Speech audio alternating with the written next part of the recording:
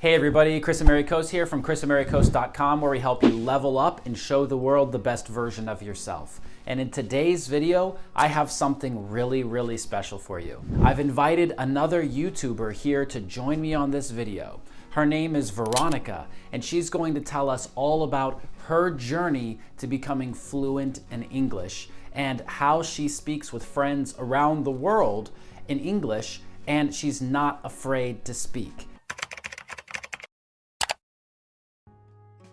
Everyone is afraid to speak, but Veronika has been able to overcome that fear, and in this video she's going to share some tips to help you overcome the fear of speaking too.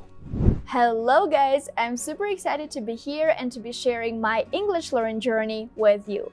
But before I start talking about speaking English and all the challenges I still have to face, let me first introduce myself. My name is Veronika Mark, and I have a YouTube channel where I share things about my life, how I learn English, how I travel, how I live here in Mexico City. So if you're interested, make sure to go to my YouTube channel. So naturally, as a non-native English speaker, I had to struggle with the imposter syndrome a lot, especially being on YouTube and teaching people different things. I would ask myself, who am I to teach English? Am I qualified enough? Can I even learn a language to a good level? And what will other people think about my English? But luckily, I managed to overcome the imposter syndrome, or at least keep it at bay. So here are all the tips, here are all the things I did to help myself improve my English and stop being afraid to speak the language. The first thing I did, guys, which is I think the most important thing, is surrounding myself with the right people. Because if you surround yourself with people who will laugh at your English, well, you will always be afraid to speak English. It's very important to be with kind, compassionate people who will always listen to you. And fortunately, guys, the majority of people are like this. For me, it was very important to be in a group of friends who support me and who are willing to wait for me when I'm struggling, when I don't know some of the words in English, who are willing to use Google Translate with me. This for me was like the real test of our friendship. That's so true, Veronika. The people you're around influence you so much. They influence your behavior and they influence your thoughts. So if you're afraid of speaking English, you should look at your environment, the people and the things around you, and try to understand which of these things or people are not helping you speak. Because sometimes even your best friends or family members can hold you back with their criticism.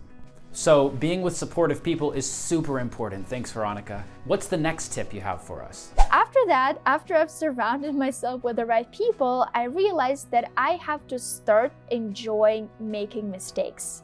Because making mistakes is how I grow. For example, when one of my friends corrected me, I would ask them even more questions. I was like, oh, can you repeat this word again? Or, oh, can you use this word in a sentence? Because they just corrected me and I really want to memorize the correct version. For example, around 3 weeks ago, instead of saying laboratory, I said laboratory. And a lot of my native speaking friends laughed at me, but again, in a kind way. They were like, Veronika, it's not laboratory, it's laboratory, or just a lab. And I was like, seriously? Okay, can you please explain it to me again? Like, again, can you pronounce this word for me slowly? And let me pronounce this word and you tell me if right now I'm pronouncing it correctly. Obviously, it still made me a little bit uncomfortable because I made a mistake, but I remember this tip. I remember my tip and I was like, Veronika, enjoy it. You just made a mistake, so use it to learn something new.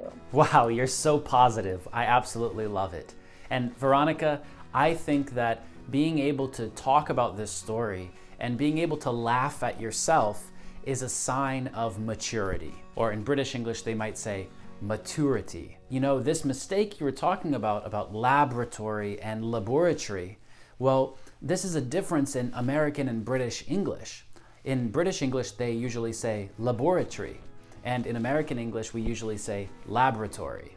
And that really shows you that even native speakers don't always know what they're talking about, right? Because most native speakers are not trained teachers. They don't have experience teaching someone English as a second or a foreign language. What native speakers are really, really good at is telling you what sounds natural to them and what doesn't sound natural. So it's great that you have some American English speaking friends who are able to say, you know what, that doesn't sound right, and then you are mature enough and understand learning enough for you to just laugh at the mistake, enjoy it, and get something really positive out of it. Thank you so much for sharing that story. I think everyone benefited from hearing that story. And I found this really cute picture on Pinterest about making mistakes, so let's read it right here, guys. Making mistakes is an inevitable part of the human experience. We all make them. It's how you learn and grow from those mistakes that matters. And I completely agree with this quote. Making mistakes is natural, but it's how you learn from that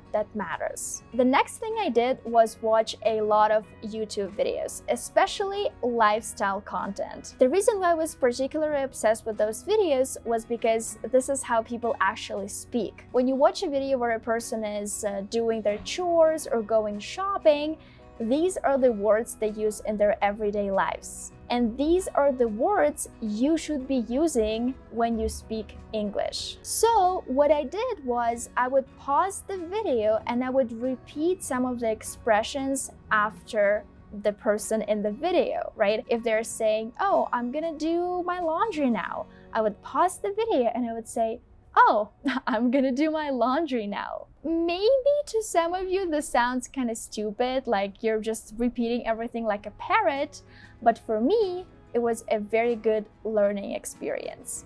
And finally, the last thing I did, the final cherry on top that really helped me become more confident and lose the fear of speaking English, was working on my accent. I'm from Russia, and in Russia, people have a very unique accent when they speak English. And not just in Russia, in every single country, people will speak English differently, and it's totally okay. But for me, it was important to work on my accent because I wanted to sound just like my friends, and most of my friends were American. So I was like, yeah, I should just learn the American accent. But here is a very important but.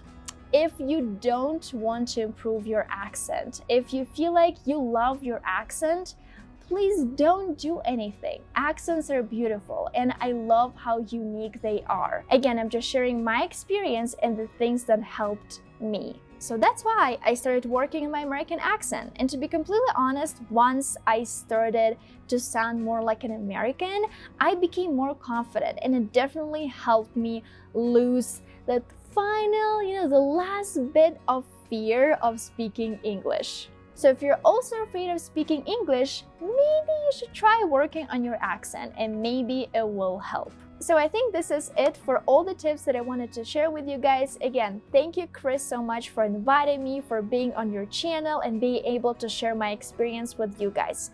I'm a non-native English speaker. I was born and I grew up in Russia.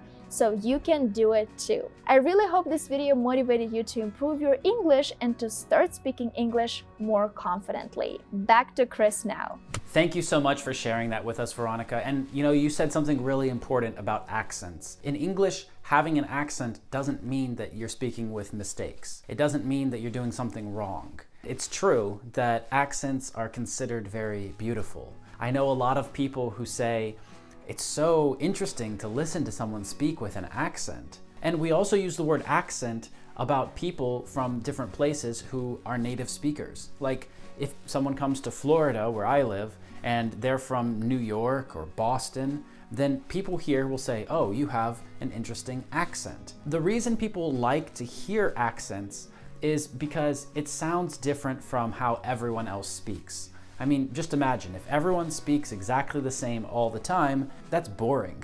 It's more interesting to hear someone pronounce the same words that you already know, but in a different way.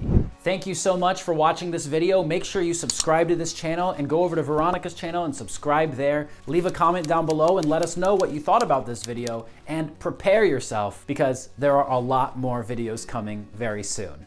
I'll see you in the next one. Bye-bye.